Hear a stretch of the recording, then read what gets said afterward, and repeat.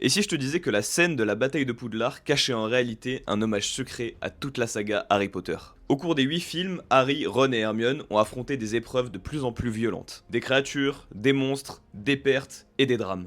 Et dans Les Reliques de la Mort partie 2, une scène de la bataille de Poudlard rend hommage à tout leur parcours. Pendant que le trio tente de retrouver Rogue dans le chaos total du château, ils traversent en réalité une version cauchemardesque de leur propre histoire. La première créature qu'ils croisent, c'est un troll, et ce n'est pas anodin. Ce troll rappelle directement leur toute première grande peur, le troll dans Harry Potter et l'école des sorciers. C'est comme si le film nous disait, voilà comment tout a commencé. Ensuite, ils traversent une zone infestée d'araignées géantes, et impossible de ne pas penser à Aragog. Il s'agit très probablement de ses enfants, un rappel direct à Harry Potter et la Chambre des Secrets. Le passé les suit littéralement. Puis surgit Greyback, le loup-garou, et là, référence évidente aux prisonniers d'Azkaban. C'est à partir de ce film que tout devient plus sombre, plus adulte, exactement comme cette bataille. Puis il découvre le corps inerte de Lavender Brown, une image qui rappelle directement la mort de Cédric Diggory dans la Coupe de Feu. C'est là que la saga avait fait comprendre une chose.